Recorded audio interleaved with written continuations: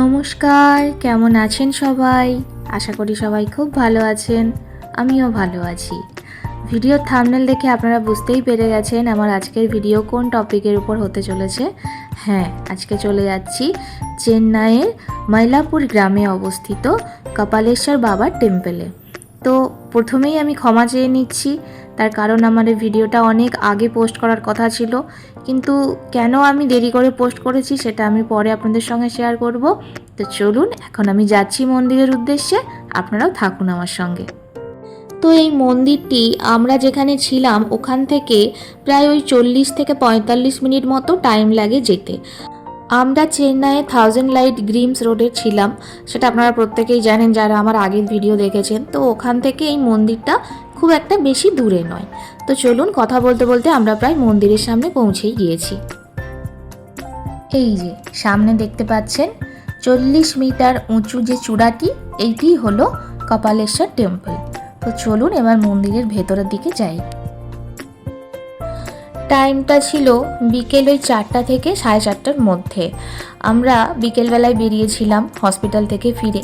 আচ্ছা, আরেকটা কথা আপনাদেরকে বলে রাখি, আমার আগের ভিডিওগুলো আপনারা যারা দেখেছেন তারা প্রত্যেকেই জানেন যে আমি মার্চ মাসে চেন্নাই গিয়েছিলাম চিকিৎসার উদ্দেশ্যে। তো তখনই চিকিৎসার ফাঁকে ফাঁকে যখনই একটু আধটু হাতে টাইম পেয়েছি, তখনই আমরা যে জায়গাটায় ছিলাম সেই জায়গাটার আশেপাশে যে ছোট ছোট জায়গাগুলো আছে, মানে দর্শনীয় স্থান যেগুলো আছে, সেগুলো আমরা অল্প সময়ের মধ্যে ভিজিট করেছি। এবারে কি বলুন তো, সবসময় এই হসপিটাল, ডাক্তার, ওষুধ এইসব করে করে না মন মানসিকতা এতটাই খারাপ হয়ে গিয়েছিল যে মাঝে মাঝে মনে হতো যে আশেপাশে টুকটাক জায়গাগুলো একটু ঘুরে আসি। তো ওই জন্যই সময় করে একটু বেরিয়ে পড়েছিলাম আর কি। আর দেখুন কি সুন্দর ফুল বিক্রি হচ্ছে। আপনারা তো প্রত্যেকেই জানেন সাউথ ইন্ডিয়ার এটা ট্র্যাডিশন, মাথায় ফুল বাঁধা। তো আমিও কেন বাদ থাকি, ওই জন্য আমিও একটু ফুল কিনে নিয়ে মাথার মধ্যে লাগিয়ে নিলাম। কথা বলতে বলতে আমরা মন্দিরের একদম সামনে এসে গেছি। এবারে পুজোর ডালাটা কিনে মন্দিরের ভেতরে যাব। তো আমার বাবা মা ওদিকে পুজোর ডালার খোঁজ করছিল কোথায় পাওয়া যায়, আর আমি সেই ফাঁকে তখন একটু ভিডিও বানিয়ে নিচ্ছিলাম। আর আমার মাথার ফুলটা কেমন লাগছে দেখতে আমাকে, সেটা কিন্তু আপনারা সবাই কমেন্ট করে জানাবেন। তো পুজোর ডালা কেনা হয়ে যাওয়ার পরে আমরা মন্দিরের মেন গেটের সামনে, মানে মূল প্রবেশদ্বারের সামনে পৌঁছে গিয়েছিলাম মন্দিরের ভেতরে প্রবেশ করব বলে। এবার আপনাদের একটা কথা বলে রাখি, এই মন্দিরের ভেতরে কিন্তু ফোন অ্যালাউড নয়। তবুও কী করে আমি পুরো ভিডিওটা করলাম সেটা আমি আপনাদেরকে পরে শেয়ার করছি। চলুন এখন মন্দিরের ভেতরে যাই। তো মন্দিরের মেন গেটের সামনে ঢুকতেই আমাকে একজন খুব বকাবকি করলেন যে আমি কেন ভিডিও করছি। তো ওনার বকাবকি শুনে আমি ভিডিওটা অফ করতে বাধ্য হয়েছিলাম। তো বলেই রাখি, আমরা যখন মন্দিরে প্রবেশ করি তখন ওখানে বিকেলবেলার আরতি হচ্ছিল। আরতিটা খুব সুন্দর হয়েছে, কিন্তু দুর্ভাগ্যবশত সেই আরতির ভিডিও আমি আপনাদের জন্য করে আনতে পারিনি। তো যাই হোক, চলুন এবার মন্দিরের একদম ভেতরটায় আমরা পৌঁছে গিয়েছি। আচ্ছা, এবার বলি ভিডিও কিভাবে করলাম। এখানে ভিডিও করা যাবে, ভিডিও করা যে একদমই যাবে না তা নয়, কিন্তু আপনি মূল গর্ভগৃহের যে ভগবান, সেই ভগবানের ভিডিও আপনি করতে পারবেন না। হ্যাঁ, ভেতরে একটা দালান মতো আছে, এই যে এই জায়গাটা, এখানে অনেকে বসে আছে, সময় কাটাচ্ছে, এই জায়গাটার ভিডিও আপনি করতে পারেন। এখানে আপনি রিলসও বানাতে পারেন, এখানের কোনো অসুবিধে নেই, কিন্তু একদম গর্ভগৃহের ভিডিও এখানে করা যাবে না। পরন্ত বিকেলে হালকা হালকা রোদের আলোয় জায়গাটা এত সুন্দর লাগছিল যে কি বলবো। তখন ওই বিকেল 5টা মতো বাজে, বেশ চারপাশটা শান্ত, স্নিগ্ধ, সুন্দর পরিবেশ, হালকা হালকা হাওয়া বইছিল, এবং সবাই দেখুন আশেপাশে কি সুন্দর নিজেদের মতো করে বসে আছে, গল্প করছে, টাইম কাটাচ্ছে।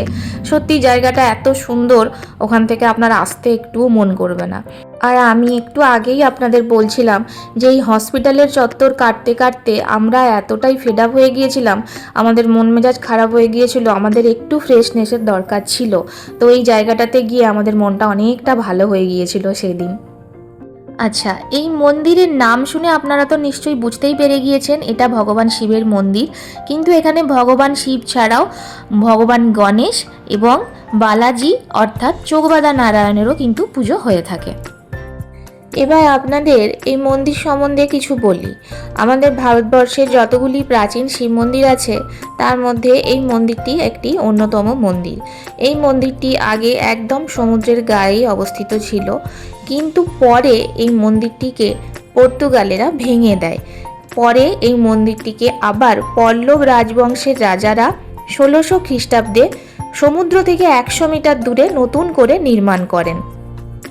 কিন্তু স্থানীয় লোকেরা এখানকার মনে করে থাকেন যে এই মন্দির নিজে থেকেই সমুদ্রগর্ভ থেকে উঠে এসেছে। আবার কিছু কিছু লোকে এটাও মনে করে থাকেন যে মা পার্বতী ময়ূর রূপে এই মন্দিরে ভগবান শিবের তপস্যা করেছিলেন, সেই জন্যই এই জায়গাটির নাম হয়েছে ময়লাপুর। ময়লা কথার অর্থ ময়ূর, পুর মানে স্থান। পুরো মন্দিরটার চারপাশে একই রকম কারুকার্য আপনি কিন্তু দেখতে পাবেন, আর এই কারুকার্যগুলো কিন্তু বেশ সুন্দর লাগে দেখতে। আপনারা দক্ষিণ ভারতের যে কোনো মন্দিরেই যান না কেন, আপনারা কিন্তু এই একই রকম কারুকার্য সব মন্দিরেই দেখতে পাবেন। আর এই সুন্দর কারুকার্যটি হলো দ্রাবিড় স্থাপত্য শৈলীর মূর্তিশিল্প। অসংখ্য পৌরাণিক দৃশ্য ও দেবদেবীর মূর্তি ফুটিয়ে তোলা হয়েছে এই শিল্পের মাধ্যমে। আর এই পুরো মন্দিরটা কিন্তু 40 মিটার উঁচু। তো ওই দিন আমাদের পুজো দেওয়া খুব ভালোভাবে কমপ্লিট হয়েছিল, আর মন্দির দর্শনও খুব ভালোভাবে হয়েছিল। পুরো মন্দিরটা খুব ভালোভাবেই আমরা ঘুরে দেখেছি। তো পুরোটাই কমপ্লিট হয়ে গিয়েছিল।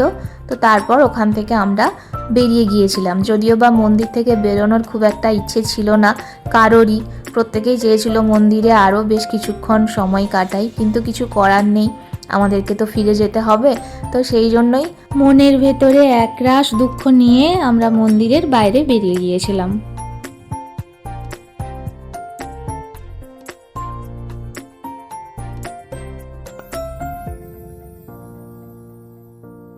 মন্দিরের বাইরে মেন গেটের কাছে যে গেট দিয়ে আমরা প্রবেশ করেছিলাম ভেতরে, ওখানে দেখি বেরোনোর সময় বাইরে প্রসাদ বিতরণ হচ্ছে। তো এখানে ভিড় বেড়ে যাওয়ার জন্য আমি বেশিক্ষণ দাঁড়াইনি, আমি আস্তে আস্তে মন্দিরের বাইরে বেরিয়ে গিয়েছিলাম। আমার মা গিয়েছিল প্রসাদ আনতে। ওই যে দূরে সে প্রসাদ নিচ্ছিল, আর ওখানে বামুনের সঙ্গে কি কথা বলছিল কি জানি। তো আমি ততক্ষণ একটু মন্দিরের বাইরের চত্বরের ভিডিওটা করে নিয়েছিলাম। আসুন মন্দিরের বাইরের চত্বরটা একটু আপনাদেরকে দেখাই।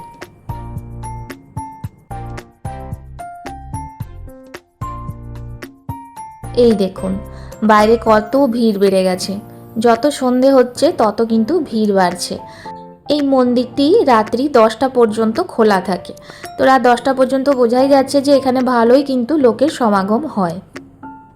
আর মন্দিরের সামনের এই দোকানগুলো কিন্তু খুবই আকর্ষণীয়, আমার তো বেশ ভালো লাগছিল। আর সব থেকে বেশি আমার কাছে আকর্ষণের জিনিস যেটা ছিল সেটা হচ্ছে ফুল। মাথায় ফুল বাঁধাটা আমার কাছে খুব পছন্দের একটা জিনিস, আর যেটা করার জন্য আমি খুব একটা সুযোগ পাই না। তো যাই হোক, সুযোগ পেয়েছি ওই জন্য কাজে লাগিয়ে নিয়েছি। তো দেখতে দেখতে আমার মা প্রসাদ নিয়ে চলে এসছে। দাঁড়ান দেখাচ্ছি, এই যে আমার মা 2 বাটি প্রসাদ নিয়ে চলে এসছে। তবে ভগবানের নামে বলাটা উচিত নয়, ভগবান আমার মাথায় থাক, কিন্তু এই প্রসাদগুলো আমার একটুও খেতে ভালো লাগেনি। তার কারণ না, প্রসাদগুলোও টক। এদের এখানে তো জানেন সাউথ ইন্ডিয়ার ট্র্যাডিশনই আছে প্রত্যেকটা খাবারে টক ইউজ করা, এদের প্রসাদটাও টক। ওই জন্য বাবার নাম করে আমি জাস্ট একটু মুখে দিয়েছিলাম, বেশিটা আমি খেতে পারিনি। তো এবার ওখান থেকে আমরা বেরিয়ে গিয়েছিলাম। যে রাস্তা ধরে আমরা মন্দিরে প্রবেশ করেছিলাম ঠিক ওই একই রাস্তা দিয়েই আমরা বেরিয়ে গিয়েছিলাম। আর তারই ফাঁকে আমাদের অটো ড্রাইভারকে একবার ফোন করে নিয়েছিলাম, কারণ উনি বলে দিয়েছিলেন পুজো হয়ে গেলে বেরোনোর সময় ওনাকে যেন ফোন করে ডেকে নিই। তাই ওনাকে আমরা ফোন করে ডেকে নিয়েছিলাম, এবং উনি আস্তে আস্তে আমরা মন্দির থেকে বেরিয়ে মেন রোডের কাছে পৌঁছে গিয়েছিলাম। আর এখানে আশেপাশে বেশ সুন্দর বাজার বসেছে, বিকেলবেলায় যেমন বাজার বসে ওই রকম। আর অনেক ছোট বড় বেশ দোকানও আছে, যেখানে বেশ সুন্দর সুন্দর জিনিস পাওয়া যাচ্ছিল। তো আমাদের কাছে খুব একটা বেশি সময় ছিল না, হোটেল ফেরার তাড়া ছিল, তো সেভাবে আমরা কোনো দোকানে ঢুকিনি, আর সেরকম জিনিসপত্র কিছু কেনাকাটা করতে পারিনি। তো ওখান থেকে বেরিয়ে মেন রোডে আস্তে আস্তে আমাদের অটোওয়ালাও চলে এসেছিল, এবং আমরাও মেন রোডে প্রায় পৌঁছেই গিয়েছিলাম। আর ওদিকে আমার বাবা মা আসছিল, ওদের হাঁটতে তো একটু টাইম লাগে, তাই ওরা একটু দেরি করে আসছিল আর কি। তো দেখুন মন্দিরটা বিকেলবেলায় কি সুন্দর লাগছে দেখতে দূর থেকে। বাজারের মাঝখানে মন্দিরটা কিন্তু সত্যিই চোখে পড়ার মতো। আর এখানে বেশ সুন্দর টুনি বাল্ব দিয়ে সাজানো আছে, মানে সন্ধে হলেই এই টুনি বাল্বগুলো কিন্তু জ্বলে ওঠে। তো ওই দিন আমরা ওখান থেকে বেরিয়ে গিয়েছিলাম। তখন বাজে ওই সন্ধে 6টা মতো। আর ওখান থেকে আমাদের হোটেল পৌঁছতে টাইম লেগেছিল ওই 1 ঘন্টার কাছাকাছি। মানে আমরা যখন হোটেল পৌঁছোই তখন বাজে ওই 6:45 থেকে 7টার মধ্যে, এরকম টাইমই হবে। এরকম টাইমে আমরা হোটেল পৌঁছে গিয়েছিলাম। তো আমার আজকের ভিডিওটি এই পর্যন্তই। ভিডিওটি কেমন লাগলো অবশ্যই জানাবেন। ভালো লাগলে লাইক কমেন্ট শেয়ার নিশ্চয়ই করবেন। আর আপনাদের সঙ্গে আমার আবার দেখা হবে আমার পরের অন্য কোনো ভিডিওতে। ততদিন সবাই খুব ভালো থাকবেন ও সুস্থ থাকবেন। ততদিনের জন্য চলুন টাটা বাই।